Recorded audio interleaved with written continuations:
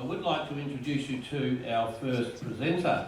Peter's a non-executive director at Lanthanein Resources. He has over 32 years experience in mineral exploration, working across Australia as well as overseas jurisdictions.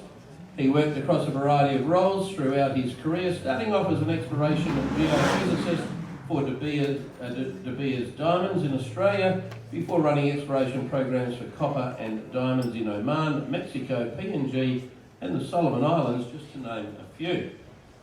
Peter founded Copper Molly and was managing director for several years, successfully finding two separate JORC resources in the PNG that totalled over 2 billion pounds of copper.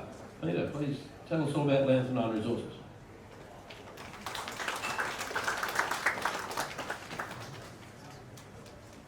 Firstly, apologies for our project manager up here, the Gascoigne, Tom Langley, wasn't able to join us, so I've been brought in to help out. Okay, straight to the corporate section of who we are. We've got a selection of 3 non-executive directors. Between us, we have close to 100 years experience running companies, raising funds, developing resources, and we think we've got a good mix of people to carry the company into success in the next 12 months. And at the right there, Tom Langley, I'm sure he'll be back presenting as soon as he gets better. Our current market cap is sitting around $30 million, and we have a good mix of performance options and rights between us to keep us motivated to get that share price moving. Yeah, so our projects are primarily our main one. I was just up with Gascoigne over the weekend with Tom looking at some of these ironstone outcrops that host the rare earths up at Carnarvon. So essentially mainly focused on the light rare earth elements, and we've got a similar project in South Australia which is ionic hosted clays in rare earths. Elsewhere we have the Mount Clare project just south-east of the Carnarvon. Again, there we're looking for the rare earths as well as lithium and pegmatites. And we also have a kaolin alloy site HPA metal project further to the south, which we are going to look to see how much of this high purity aluminium we've got in the white clays. First of all, Lanthanein Resources acknowledges the traditional custodians of the land on which the company operates and pay respect to the elders past, present and emerging. While I was up there with Tom Langley, he said his heritage clearance work with Peter Salmon went quite well. All was good, and we look forward to the next heritage clearance work for our upcoming much larger drilling program. We've only just completed our maiden program. So the only heritage sites of significance were some rubbings in the granite outcrop and some markers indicating water. So far we're working quite well on the ESG front. And as I said, we'll be working with Peter Salmon again in the next few months, hopefully, to clear what will be a much larger second drilling program. Straight on to the project I was visiting last weekend with Tom. Just the Lions project which is where we went first. In that northwestern corner, Tom identified some rare earths in the ironstone outcrops by helicopter, by visual inspection. And we went to sample those and got up to 8% total rare earth oxides. Where he found those is only 2.5 kilometres away from the Hastings where they're developing their mine, since you're going into production, so the location couldn't really be any better. So the rare earths essentially sourced from the Gifford Creek ferrocarbonatites in the region, and Dreadnought are chasing a similar ironstone outcrops in their Yin project 30 kilometres to the west. So I went down and had a look at some of the Yin outcrops with Tom, measured their magnetic susceptibilities to compare it with the recent airborne geophysical surveys. And all the ironstones in that region are pretty much identical. So we'll be on track to follow up similar geophysical responses in the magnetics and thorium, which we targeted in the first drilling program in the past month or two, and we'll be progressing that into a much larger program next year. And you can see, I mean, Hastings market cap over 500 million, Redmore 350 million, we're only sitting at 30 million, certainly well placed.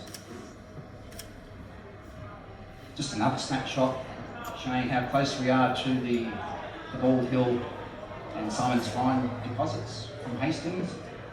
And our lines 11, 12 and 13, as I said, the lines 12 and 13, which are just ironstone outcrops, are only 2 kilometres. When we were walking over there looking at them, you could just see in the near distance the mine site being developed at Hastings.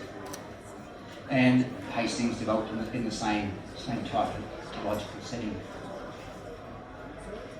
They've already developed a resource, so we are on track to not only find the ironstones, but then quickly develop resources as a result. This slide is just some of the announced rock samples over those rare earth ironstones at surface. Quite impressive, up to 8% TREO. I mean, the Hastings deposit, we have to go back there, was only 0.97 TREO. So at surface, near surface, once we lock onto these ironstones, it's just a matter of sampling them where the outcrop is, and then following that up with drilling. So quite anomalous in rare earths, that whole area. So the lines 12 and 13 are simply, from a geophysical and geological context, a continuation of the Hastings rare earth ironstones. Looking here at the Lines project, focusing up on that, using the one geophysics we had recently. The Bald Hill lineament, which occurs right from our own other tenement, Edmund, crosses through the Hastings pit and into our ground where the ironstones simply continue. So, and we've got through analysis and three-dimensional view of the magnetics, we found these large crown, they look like crown magnetic intrusive events in a circular pattern.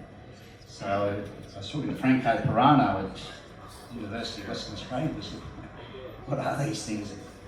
Probably large carbonite, similar to Mount Weld, maybe similar to what WA1 found. So we're keen to next year, probably in Q3 after we've done the heritage clearances, do some diamond drilling to intersect the southern rim of those carbonatite targets to really see what they are.